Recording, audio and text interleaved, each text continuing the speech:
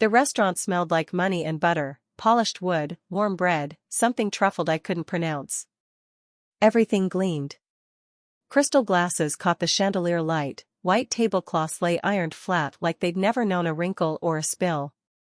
It was the kind of place where voices dropped instinctively, where laughter was careful, curated. I had chosen it.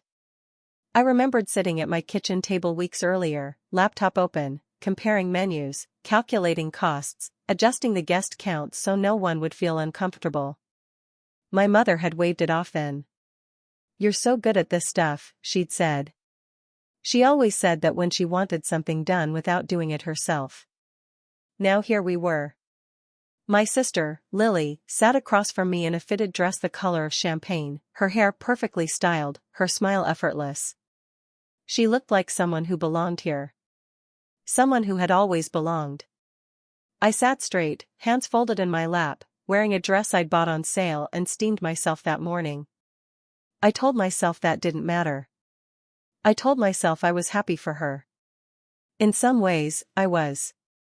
The waiter finished pouring wine. Plates were cleared.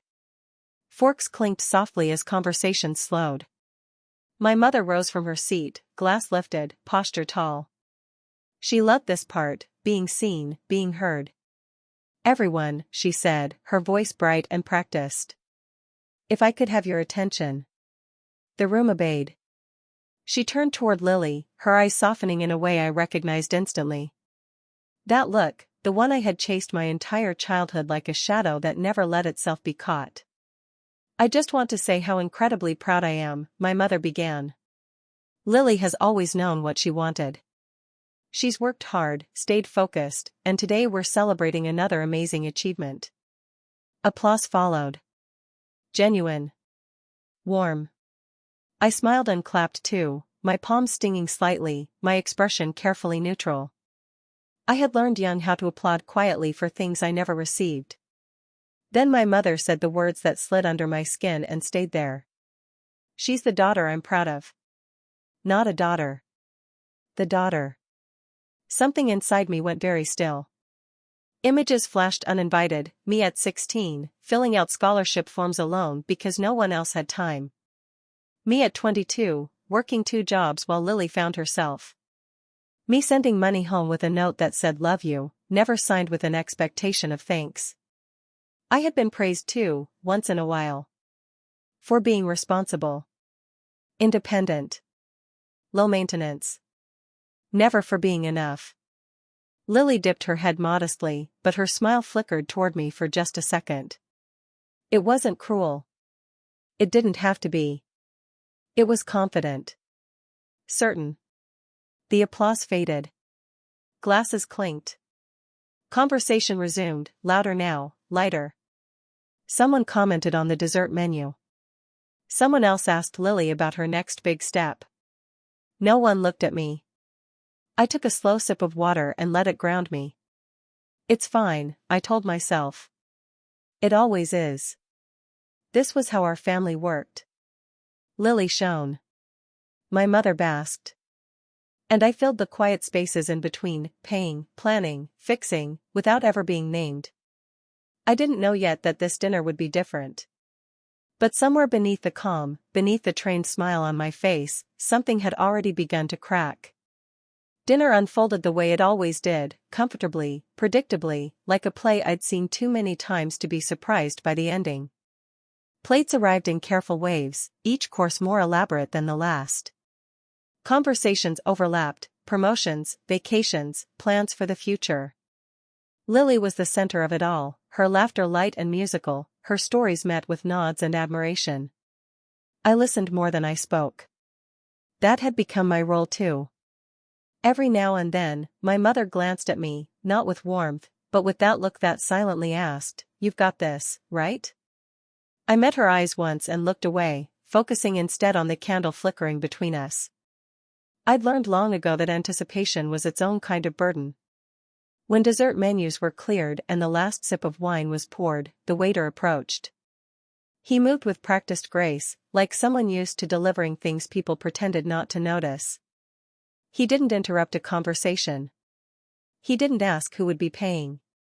He simply placed the leather folder on the table. In front of me. The sound was soft, barely audible. But it landed with the weight of something familiar. Heavy. Expected. I didn't open it right away. I didn't need to. I already knew what it would say. I could calculate it in my head: outrace, wine, tax, gratuity. I'd done this math my whole life. Across from me, Lily's eyes flicked downward. Then up at my face. She smirked. Not a grin. Not a laugh. Just a small, knowing curve of her lips, as if to say, "Of course it's you." The table grew strangely quiet. Conversations drifted off. Forks rested against plates. No one reached for the bill. No one said my name. They waited. I felt every pair of eyes on me, not accusing, not demanding, just expectant. As though my compliance were a natural law, like gravity. As though this moment had been decided long before we ever sat down. A memory surfaced, my mother calling me late one night, voice tight with worry, asking if I could help out just this once. Another, Lily texting me a screenshot of an overdraft alert with a laughing emoji. Another, my own bank account shrinking while theirs stayed comfortably untouched. I stared at the leather folder. The edges were worn, softened by the hands of people who could afford to forget about it. You okay? Lily asked lightly, though her tone carried no concern. I nodded. I'm fine. My mother didn't look at me. She was busy adjusting her napkin, already mentally moving past this moment, confident it would resolve itself the way it always had. Someone cleared their throat. A cousin checked their phone. Time stretched thin. Finally, I opened the folder. $3,450. The number stared back at me, bold and unapologetic. It wasn't just money. It was every unspoken expectation. Every assumption. Every time I had been the safety net without ever being asked if I wanted to be. I closed the folder slowly. For the first time, I didn't feel panic. Or guilt. Or the familiar rush to fix everything before it became uncomfortable. I felt, still. Something inside me shifted, not loudly, not dramatically, but enough that I knew I couldn't go back to how things were. The waiter hovered nearby, patient, unaware that this small square of leather had just become a reckoning. And across the table, Lily's smirk lingered, confident, unchallenged. She had no idea it was about to disappear. I stood up slowly, not because I was afraid my legs would shake, but because I wanted the movement to be deliberate. Controlled.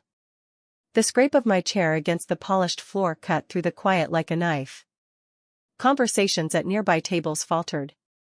Someone glanced over, then quickly looked away, sensing something intimate unfolding. I picked up the bill. It felt heavier than paper should, as if it carried every unspoken agreement I had never signed but was always expected to honor. For a moment, no one spoke. My mother finally looked at me, her brows knitting together in confusion, then irritation. She opened her mouth, likely to say my name in that warning tone she'd perfected over the years. I didn't give her the chance. I leaned forward and slid the leather folder across the table, straightening it as I went, until it stopped neatly in front of her place setting. I'm not paying for this, I said. My voice didn't rise. It didn't tremble. That alone seemed to shock them more than the words themselves. Lily let out a short laugh. What, she said, like I'd made a joke that hadn't quite landed. I said I'm not paying, I repeated. The silence thickened. It wrapped around us, pressing in from all sides. I could feel my heartbeat, steady and strong, like it had been waiting for this moment. My mother's face flushed. Don't do this here, she hissed. People are watching. I glanced around. They were. But for once, the fear of being seen didn't outweigh the cost of staying invisible. I helped plan this dinner, I said calmly. I made the reservation. I paid the deposit. That was my contribution. Lily leaned forward now, her smile gone, her voice sharp. You can afford it. Why are you making a scene? That word, scene, had always been their favorite. Any boundary I tried to set was labeled dramatic. Any discomfort they felt became my fault. I can afford it, I said. That doesn't mean I owe it. My mother's eyes widened, not with understanding, but with disbelief. After everything we've done for you? I almost laughed, but the sound caught in my chest. Instead, I breathed. I've been doing for this family for years, I said. Quietly. Without thanks. And I'm done. Someone at the table shifted uncomfortably. My aunt looked down at her plate. No one defended me. No one argued either. The truth had a way of sucking the air out of a room. Lily scoffed. So you're just, what? Abandoning us? I met her gaze. For the first time, I didn't feel smaller under it. I'm choosing myself. That was when I realized how radical that sounded to them. My mother's voice softened, a tactic she used when anger failed. Sit down, she said. We'll talk about this later. Later had always meant never. No, I replied gently. This is the conversation. I reached for my coat, draped over the back of my chair. My hands were steady. My chest felt light, almost buoyant. Behind me, the waiter hovered, uncertain, eyes darting between faces. I looked at him and offered a small, apologetic smile. They'll take care of it. Then I turned back to the table one last time. I love you, I said. But I won't keep paying for being overlooked. No one stopped me as I walked away. And in that quiet stretch between the table and the door, I felt something I'd never felt before, freedom, earned without permission. The door closed behind me with a soft, final sound, muffled by thick glass and velvet curtains. The noise of the restaurant, clinking silverware, low laughter, the distant piano, faded instantly, like a life I'd stepped out of rather than been pushed from. I stood there for a moment, my hand still wrapped around the strap of my bag, breathing in air that felt cleaner than it had any right to be. My heart was racing now, the delayed reaction, but it wasn't fear. It was release. Outside, the night was cool and wide. Streetlights cast long reflections on the pavement, and cars passed by, unaware that something monumental had just happened inside that elegant room. I imagined the table I'd left behind. My mother staring at the bill as if it had personally betrayed her. Lily's confidence cracking, the smirk finally erased as she realized no one was stepping in to save her.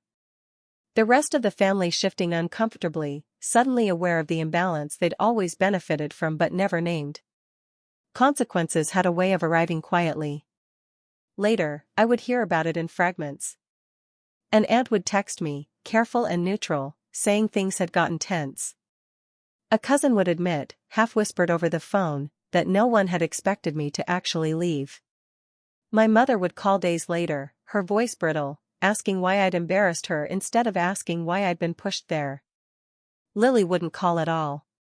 But that night, none of it mattered. I walked down the block slowly, heels clicking in rhythm with my thoughts.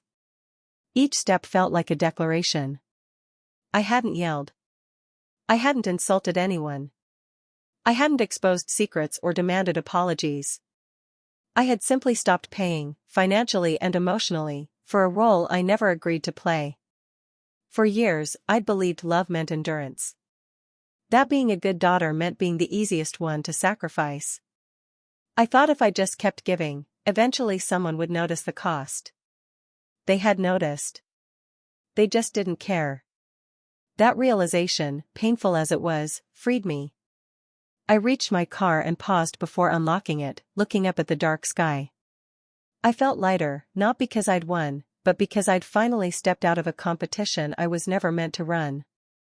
In the days that followed, the silence spoke louder than any argument ever could. No more late-night requests for help. No more casual assumptions that I'd handle things. The absence of those expectations was startling, and healing. I filled the space they left behind with things that were mine. Morning coffee without guilt. Weekends without obligation. Money saved not for emergencies that weren't mine, but for dreams that were. And slowly, something else changed. I began to feel proud of myself. Not in the loud, performative way my mother had toasted at that table, but in a quiet, steady way that didn't need witnesses. I had chosen myself without cruelty. I had set a boundary without burning bridges, even if others chose not to cross them. That dinner didn't end my family. It ended my silence. Sometimes, I still remember my mother's words, "The daughter I'm proud of." They don't sting the way they used to. Because now I understand something she never said out loud. I was never invisible. I was just too valuable to be taken for granted. And I will never slide a bill back into my own hands again.